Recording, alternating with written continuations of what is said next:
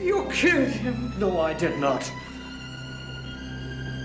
I gave him life. This is Christian J. Thornton from Voice Gravy Studios. Lesser known facts about Re-Animator. It wasn't the easiest task to stand out amongst the abundant number of horror flicks that made their presence felt in the 80s. God. Why'd you make that noise? Birth is always painful. Thus, it can be said that with a certain amount of conviction, that movies that withstood the test of time and became cult classics over the years are truly masterpieces that rarely appear in a decade's time. I will be famous. Re-Animator has to be one of the best horror flicks from the 80s, with the perfect combination of bloody violence and science gone wrong. Plus, some campy elements that exactly defines 80 horrors films in a nutshell. You know, you should have stolen more of Gruber's ideas, then at least you'd have ideas. The visceral horror combined with the crazy scientist ensured that people hailed this as one of the finest horror classics and very influential films that went on to inspire several others in the future. The collaboration of Stuart Gordon and Brian Yuzna as the producer, and the appealing cast of Jeffrey Combs and Barbara Crampton went on to cook up a perfect hit from a tried and tested recipe. This was a wonderful Lovecraftian adaptation, and easily one of the best ones you can find. Frankly, Dr. Hill, your work on brain death is outdated. In this video, we will take you down the lesser-known path once again as we explore some of the behind-the-scenes secrets and unknown trivia about the career-defining debut of Stuart Gordon, whose legacy commands the respect of horror fans everywhere, even to this very day.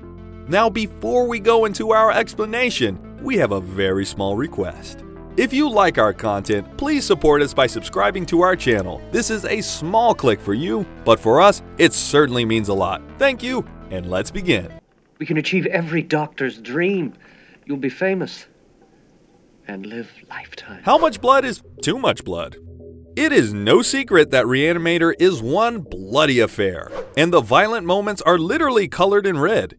Josh Nowlin, who worked as the makeup effects artist, admitted that this was one of the bloodiest movies he had ever worked on, as it required around 24 gallons of fake blood just to get every scene right. Now, this might sound like a little too much if you compare it to the likes of A Nightmare on Elm Street, but it was still a crazy lot to deal with. Stuart Gordon himself revealed that there was so much blood during the filming of this movie that his shoes kept getting stuck to the floor. The entire set would be completely drenched, and it was quite the task to clean up such a mess. This also meant that all the scenes had to be done correctly on the first take, because in order to get the set right once again, another couple of hours had to be wasted.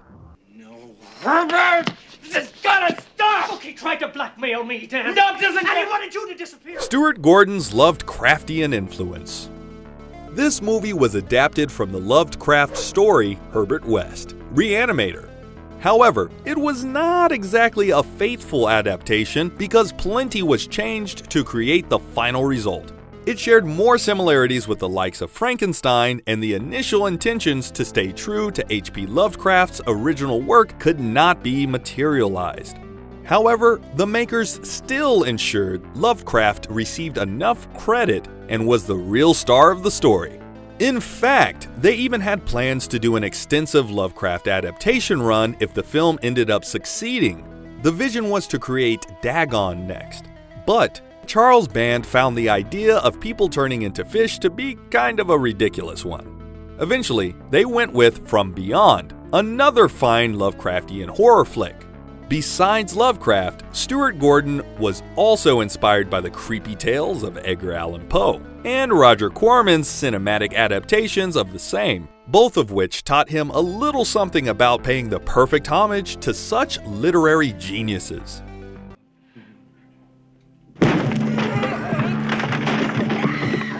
Things people do to prepare for such movies.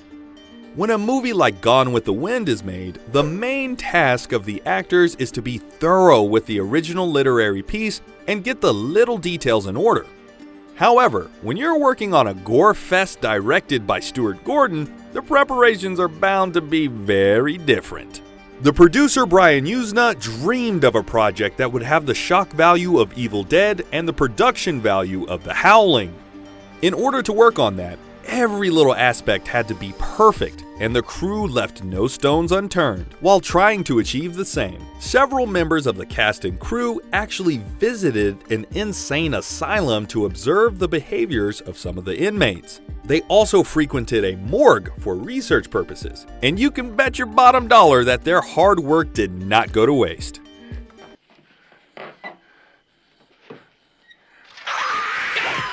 Stuart Gordon had no other plans with Re-Animator.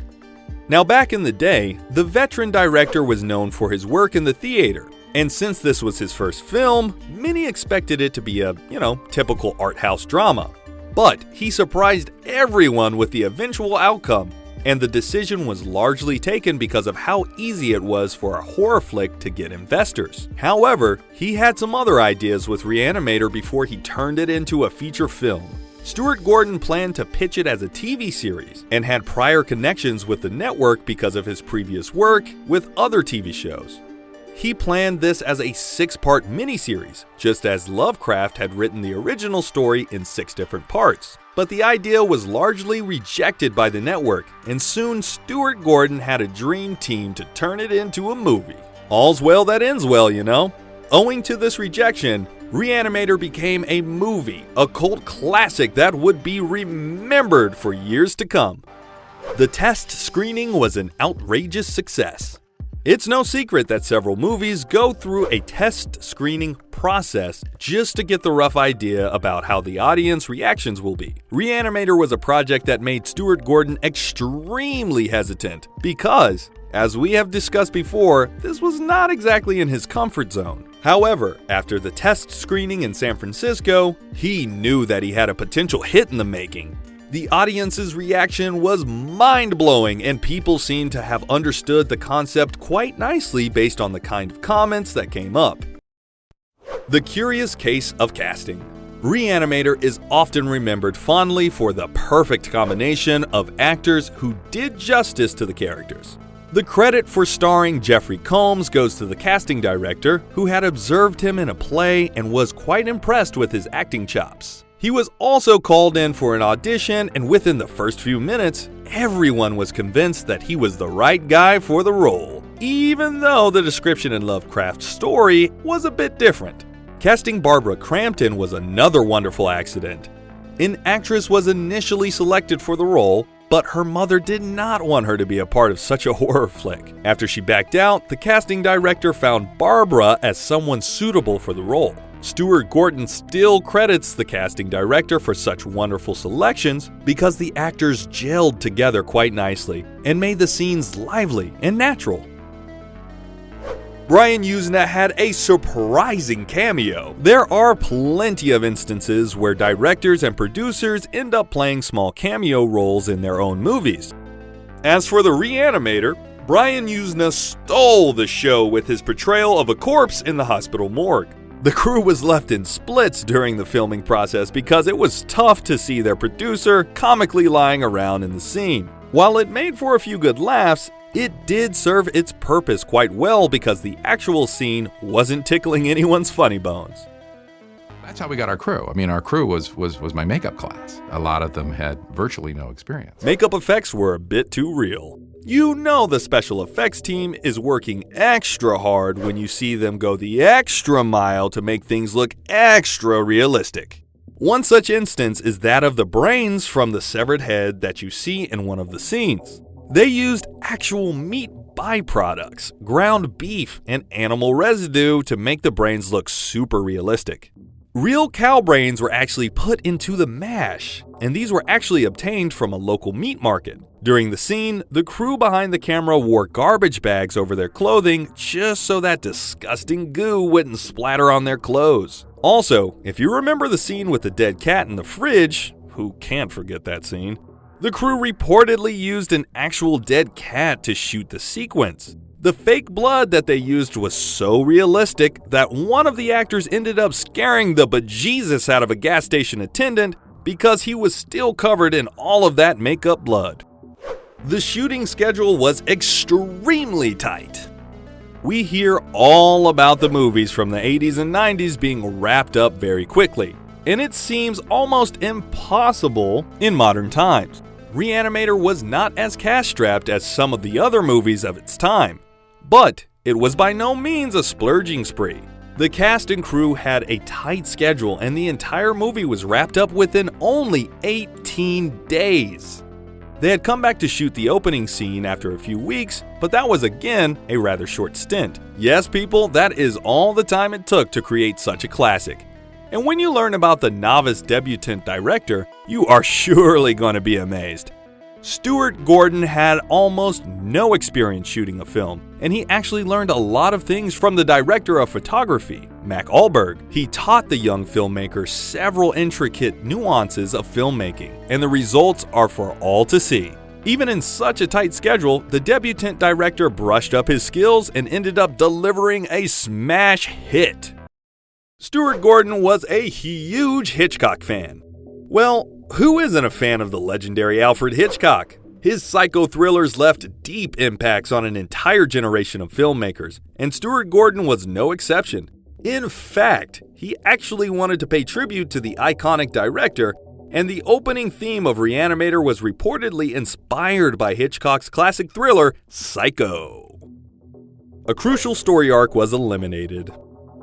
There was a rather interesting subplot revolving around Dr. Hill, which did not find mention in the final movie. Initially, there was plans to explain his ability to control the reanimated corpses by revealing that the Doctor had hypnotic powers. However, finally, the makers decided against this because they felt it was a bit too self-explanatory and the audience did not necessarily require spoon-feeding. Re-Animator ran into some ratings trouble. Honestly, we aren't really surprised on this one. With the sheer amount of gore and violence combined with all the blood that flows in this movie, it would have been a real miracle for it to have escaped the censors mildly.